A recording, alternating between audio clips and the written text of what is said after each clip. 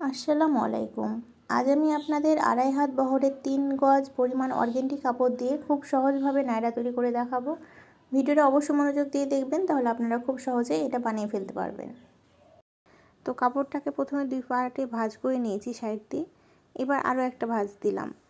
এবার কাপড়ের চওড়াটা দেখুন 10 ইঞ্চি আছে।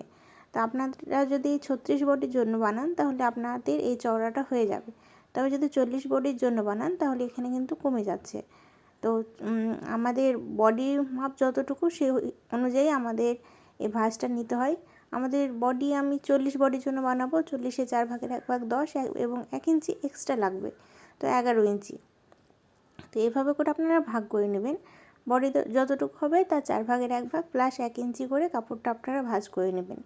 এবার এই ভাঁজ অনুযায়ী আমি কাপড়টাকে কেটে নিচ্ছি। এটা আমি উপরের পার্ট কাটিং করার জন্য কাটছি। এবার এই কাপড়ের উপরে আমরা বডির পার্ট কাটিং করব। তো আপনারা এখানে দেখুন কাপড়টা 4 পার্টে ভাঁজ আছে এবং আমি আমার সাইডে বন্ধ পার্টটা রেখেছি। এবার বন্ধ পার্ট থেকে 6 ইঞ্চিতে পুটের জন্য দাগ দিতে হবে এবং গলা চওড়ার জন্য 3 ইঞ্চিতে দাগ দিতে হবে। এবার আমরা গলার লম্বা নেব। পিছনের গলা 4.5 ইঞ্চি এবং সামনের গলা 6.5 ইঞ্চি রাখলাম। এবার এই দিক থেকেও 3 ইঞ্চিতে দাগ দিয়ে দুইটা আলাদা আলাদা করে বক্স করে নেব।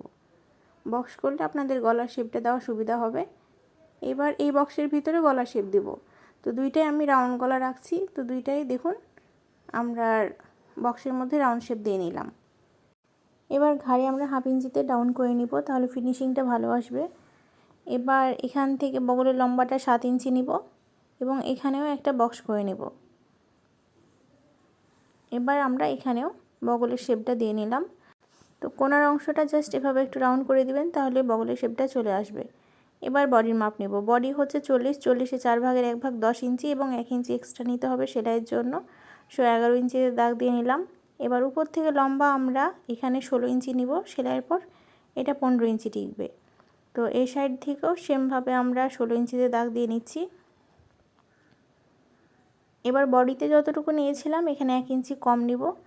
তো আপনাদের বডিতে যতটুকু আসছে এখানে 1 ইঞ্চি কম নিয়ে নেবেন। আমি যেহেতু 11 নিয়েছিলাম তাই এখানে 10 নিলাম। এবার বগলের দাগের সাথে এই দাগটা মিলিয়ে দিলাম। এবার কোণার অংশে 1 ইঞ্চি উপরে একটা দাগ দিয়ে আমাদের একটু এই যেভাবে বাঁকা করে ভিতরের দাগের সাথে মিলিয়ে দিতে হবে, তাহলে আমাদের কোণাটা ঝুলে যাবে না এবং ফিনিশিংটা খুব সুন্দর আসবে।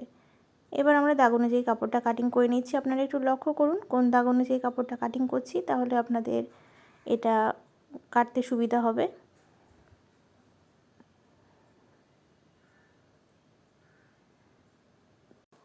সব কাটা হয়ে গেলে সব শেষে আমরা গলাটা কাটিং করব। তো নিচের অংশে যে কাপড়টা বেঁচেছিল এই অংশ থেকে আমাদের গলার পট্টিটা হয়ে যাবে। তো কাপড়টা খুলে নিলাম। কাপড়টা কিন্তু নিচের কাপড়টা 2 ভাঁজে ভাঁজ আছে, অর্থাৎ এখন আমরা একটা গলার জন্য পট্টি কাটিং করছি। তো বন্ধ সাইডের সাথে বন্ধ সাইডটা খুব সুন্দর মতো মিলিয়ে নিয়ে আমরা পিছনের যে গলাটা প্রথমে সেটা কাটিং করে নিচ্ছি। এবার উপরের কাপড়টা সরিয়ে এই কাপড়ের বাইরের দিকে 2.5 ইঞ্চি মতো কাপড় রেখে কাটিং করতে হবে। আপনারা গোলও করতে পারেন অথবা চারকোনাও করতে পারেন, আপনাদের যেটা সুবিধা হয় সেভাবে করে করবেন। এবার নিচের যে পাটটা সেটা আমরা সরিয়ে রাখলাম, অর্থাৎ পিছনের পাটটা সরিয়ে রাখলাম। এবার সামনের পাটটাকে আবারও আমাদের পট্টির কাপড়ের উপর রেখে গলাটা কাটিং করছি, তাহলে আমাদের একসাথে গলাও কাটিং হয়ে যাবে প্লাস আমাদের পট্টিও কাটিং হয়ে যাবে এবং আমাদের যে সাইজটা এটা একদম সেম থাকবে।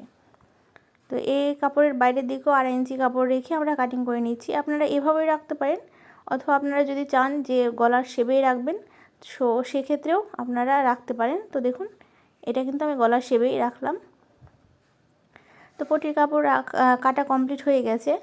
এবার আমরা নিচের কাপড়টা কাটিং করব। তো বাকি যে কাপড়টুকু আছে সবটুকু কাপড়কে 4 ভাঁজে ভাঁজ করে নিয়েছি। আমার সাইডে আমি বন্ধ সাইডটা রেখেছি এবং নিচের সাইডেও বন্ধ সাইডটা রেখেছি, উপরের সাইডে খোলা সাইডটা রেখেছি। এবার আমাদের উপরের পাটটা যেহেতু আমরা 16 ইঞ্চি কেটেছিলাম সেলাইয়ের উপর 15 ইঞ্চি টিকবে। তো 15 ইঞ্চি বাদ দিয়ে এখন আমরা লম্বার মাপটা নেব। তো আপনারা যতটুকু লম্বা নিতে চাচ্ছেন তার চাইতে 2 ইঞ্চি মতো বেশি নেবেন। তো আমি জামাটা ঝুল 47 ইঞ্চি রাখবো, তাই 49 ইঞ্চিতে দাগ দিয়ে নিচ্ছি, অর্থাৎ 2 ইঞ্চি বাড়িয়ে নিচ্ছি। আপনারা যতটুকু ঝুল রাখবেন তার চাইতে 2 ইঞ্চি কাপড় বাড়িয়ে এখানে দাগ দিয়ে নেবেন। দাগ দিয়ে নেওয়ার পর স্কেল দিয়ে এই দাগগুলো মিলিয়ে জাস্ট সোজা করে কাপড়টা কেটে নেবেন, তাহলে আপনাদের নিচের কাপড়টা কাটিং কমপ্লিট হয়ে যাবে। তো দেখুন এখানে দুইটা পার্ট আছে, আমাদের সামনের পার্টে একটা পিছনের পার্ট। তো কোণার অংশে আমরা একটা কাট বসিয়ে রাখবো, তাহলে আমাদের এটা সেলাই করতে সুবিধা হবে। তো নিচের পার্টটা রেডি হয়ে গেছে। এখন বাকি যে কাপড়টুকু আছে এই কাপড়টুকুতে জাস্ট আমরা হাতা করব, তাহলে কিন্তু হয়ে যাবে। তো আমরা 2.5 হাত বহরে 3 গজ পরিমাণ কাপড় নিয়েছিলাম। এই কাপড় থেকে আমাদের খুব সুন্দর মতো নায়রাটা হয়ে যাচ্ছে। তো দেখুন কাপড়টা আমাদের 4 পাটে ভাঁজ আছে। তো আমরা বগলের লম্বা যেহেতু 7 ইঞ্চি রেখেছিলাম, তো এখানে 2 ইঞ্চি কাপড় বেশি রাখা লাগবে।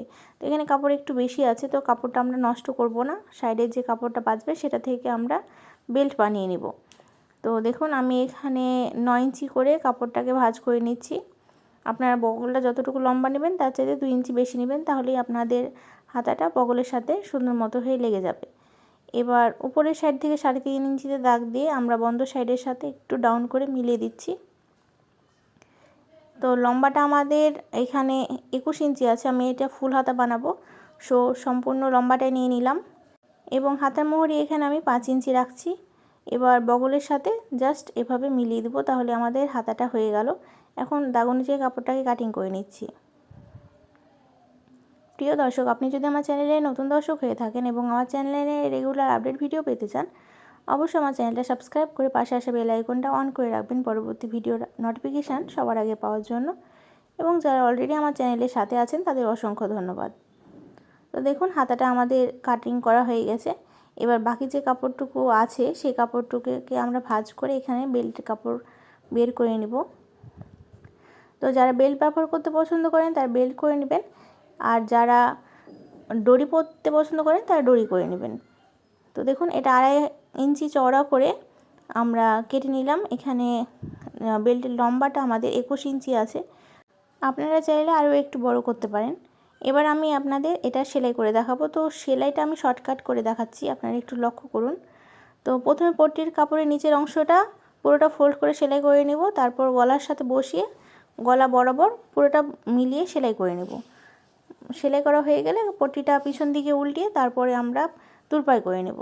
তো সেমভাবে আমাদের পিছনের পার্টটাও করতে হবে। তো আমি অফ ক্যামেরায় গলার পট্টিটা লাগিয়ে নিয়েছি, দেখতে পাচ্ছেন। তো আমাদের গলাটার ফিনিশিং দেখতে পাচ্ছেন অনেক সুন্দর হয়েছে। এবার কাপড়টাকে ভাঁজ করে এটার মিডল পয়েন্টটা বের করে নিলাম। এবার খোলা সাইড থেকে আমাদের 4 ইঞ্চি ভিতরে একটা দাগ দিতে হবে। এই 4 ইঞ্চি পর্যন্ত আমাদের কোনো কুচি হবে না, সেজন্য কাপড়টাকে ভাঁজ করে এখানে একটা কাট করে নিলাম। এই 2 কাটের ভিতরে আমাদের জাস্ট কুচিটা হবে। তো দেখুন এবার আমরা নিচের পার্টটা নিচ্ছি। নিচের পার্টের মিডল পয়েন্টে আমরা অলরেডি কাট বসিয়ে রেখেছি। এবার সাইডের দিকে আমাদের এই যে দেখুন 4 ইঞ্চিতে একটা কাট বসাতে হবে, অর্থাৎ এই 4 ইঞ্চি পর্যন্ত আমাদের কুচি হবে না। তো এখানে আমরা একটা দাগ দিয়ে এখানেও একটা কাট করে নিচ্ছি। এখন এই 4 ইঞ্চি কাপড়ের ভিতর থেকে কুচি করা শুরু করব এবং শেষের দিকে যে 4 ইঞ্চিতে দাগ দিয়েছি সে পর্যন্ত কুচিটা করব এবং কাপড়ের যে চওড়াটা সেটা উপরের পাটে সমান করে নেব। তো দেখুন আমি অফ ক্যামেরায় করে নিয়েছি। এখান থেকে যে কাটটা দিয়েছিলাম ওই কাট থেকে ওই কাট পর্যন্ত আমরা কুচি করে আমরা উপরের পাটে সমান করে মিলিয়ে নিয়েছি। এবার এই উপরের পাটটা নিচের পাটের উপর উল্টো করে বসাতে হবে এবং 2টা কাপড় মিলিয়ে ধরে 1/2 ইঞ্চি ভিতর দিয়ে সেলাই করে নিতে হবে। তো আমি অফ ক্যামেরায় সেলাই করে নিয়েছি। তো দেখুন আমাদের নিচের পাটের সাথে উপরের পাটটা লেগে গেছে। একইভাবে আমাদের পিছনের পাটটাও রেডি করে নিতে হবে। আমি এটা অফ ক্যামেরায় করে নিয়েছি, দেখতে পাচ্ছেন কতটা সুন্দর ফিনিশিং এসেছে। এবার আমাদের উপরের পাটের উপর নিচের পাটটা উল্টো করে বসাতে হবে এবং 2টা ঘাড়ের কাপড় মিলিয়ে সেলাই করে নিতে হবে। এখন আমাদের হাতাটা রেডি করতে হবে। তো আমি হাতায় পট্টি লাগাবো। পট্টি লাগালে হাতার নিচের অংশটা একটু মোটা হয়ে থাকে এবং পরতে ভালো লাগে। তো পট্টিটা 2 ফোল্ডে ভাঁজ করে আমরা প্রথমে সামনের অংশে লাগিয়ে নিব, তারপর পিছনের দিকে উল্টিয়ে এটা সেলাই করে নেব। তো দেখতে পাচ্ছেন এটা আমাদের সেলাই করা হয়ে গেছে। এখন এই কাপড় হাতাটা আমরা জামার সাথে লাগাবো। তো দেখছেন ঘাড়ের অংশটা আমাদের লাগানো হয়ে গেছে। এবার 2টা কাপড় যেভাবে করে খুলে নিতে হবে। এখন হাতার অংশটা নিতে হবে, মিডিলের পয়েন্টের সাথে মিডিলের পয়েন্টটা মিলিয়ে তারপর 2 সাইডেরটা এভাবে টেনে টেনে পুরোটা ঘুরিয়ে সেলাই করতে হবে। তো দেখুন আমরা অফ ক্যামেরায় সেলাই করে নিয়েছি। এবার কাপড়টাকে আমরা উল্টো করে ভাঁজ করে নেব। পুরো জামার কাপড়টাকে আমরা ভাঁজ করব ঘাড়ের অংশ থেকে। এবার আমরা সেলাই করব। তো একদম হাতা থেকে সেলাইটা শুরু করতে হবে। তো দেখুন এখান থেকে আমরা 1 ইঞ্চি ভিতর দিয়ে সেলাই করব এবং আমরা যতটুকু ফাড়া রাখবো সে পর্যন্ত সেলাইটা করব। তো আমি আপনাদের একটু মাপ করে দেখিয়ে দিই যে কতটুকু পর্যন্ত সেলাই করবেন। তো ফিতাটা ধরে একদম ঘাট থেকে ধরবেন এবং যতটুকু ফাড়া রাখতে চাচ্ছেন ততটুকুতে এভাবে দাগ দিয়ে নেবেন। আমি 21 ইঞ্চি পর্যন্ত ফাড়া রাখছি। আপনারা কামিজে যতটুকু পরেন ততটুকু রাখবেন অথবা 1 ইঞ্চি বেশি রাখবেন। তারপরে আমরা ভিতরের দিকে 1 ইঞ্চিতে এভাবে করে পুরোটা হাত থেকে ওই 21 ইঞ্চি পর্যন্ত দাগ দিয়ে নিলাম। এই দাগ পর্যন্ত আমরা সেলাইটা শেষ করব এবং নিচের অংশটা আমরা ফাড়া রাখবো। কামিজে যেভাবে আমরা ফাড়াটা করি সেমভাবে এই নিচের ফাড়াটাও করতে হবে। তো যারা কামিজ করতে পারেন তাদের কাছে তো খুবই সোজা এবং যারা পারেন না তাদের জন্য আমি দেখিয়ে দিচ্ছি। প্রথমে বেল্টের কাপড়টা উল্টো করে ভাঁজ করে প্রথমে আমরা একটু কোনা করে সেলাই করব, তারপর পুরোটা সোজা করে সেলাই করে নেব, তাহলে আমাদের বেল্টটা রেডি হয়ে যাবে। তো আমি আবারও বলছি, যারা বেল্ট পরতে পছন্দ করেন তারা বেল্ট তৈরি করে নেবেন, আর যারা ডরি বা টার্সেল তৈরি করে ডিজাইন করতে চাচ্ছেন তারা টার্সেল নিয়ে একইভাবে একই জায়গায় আপনারা টার্সেলটা লাগিয়ে নেবেন। তো চিকন কিছু দিয়ে আমরা বন্ধ সাইড থেকে এভাবে করে আস্তে আস্তে টান দিলেই আমাদের বেল্টের কাপড়টা খুব সুন্দর মতো হয়ে সোজা হয়ে যাবে। এখন এই যে এভাবে করে সেলাইটা সুন্দর মতো সোজা করে মেশিনের সাহায্যে ঘষে নিব, তাহলে আমাদের বেল্টটা স্ট্রেট হয়ে যাবে। তো দেখুন আমি হাতাটা থেকে সেলাই শুরু করব। তো কাপড়টাকে আমরা উল্টো করে ভাঁজ করে নিয়েছি, এবার 1 ইঞ্চি ভিতর দিয়ে সেলাই করে নিয়েছি। তো আমরা যে পর্যন্ত ফাড়াটা রাখবো সে পর্যন্ত সেলাইটা নিয়ে যাব। তো এখানে দুইটা পাটের জয়েন্টের কাপড় দেখতে পাচ্ছেন। তো এই জয়েন্টের কাপড়ের এখানেই কিন্তু আমাদের ফিতা বা টার্সেলটা দিতে হবে। তো খোলা সাইডটা আমরা বাইরের দিকে রেখে এই যে দেখুন দুইটা সেলাইয়ের মাঝখানে রেখে আমরা এটার উপর দিয়ে সেলাই করে নেব, তাহলে আমাদের বেল্টটা এটাতে অ্যাটাচ হয়ে যাবে। তো যে পর্যন্ত 21 ইঞ্চি অর্থাৎ যে পর্যন্ত ফাড়া রাখবেন সেখানে অবশ্যই একটা কাট বসিয়ে রাখবেন অথবা দাগ দিয়ে রাখবেন, তাহলে আপনাদের সেলাই দুই সাইডের সেলাইটা সমান হবে।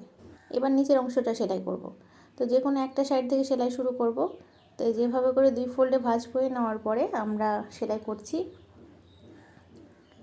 তো 1/2 ইঞ্চি করে 2বার ফোল্ড করে ভাঁজ করে নিলাম। এবার একদম নিচ থেকে আমাদের ফাড়া পর্যন্ত সেলাইটা নিয়ে যাব। সেলাইটা একদমই আপনাদের কামিজের যে ফাড়া হয় সে ফাড়ার মতো করে সেলাইটা করতে হবে। তো এই যে দেখুন এটা কিন্তু সেলাইয়ের শেষ মাথা, এই পর্যন্ত মানে যেখানে সেলাই আছে তার 1/2 ইঞ্চি উপর পর্যন্ত আমরা সেলাইটা উঠাবো। এবার সেলাইটা ঘুরিয়ে নেব। এবার এই সাইডে চলে এলাম। এখন এই সাইডেও আমরা একইভাবে নিচ পর্যন্ত সেলাইটা করে নিচ্ছি।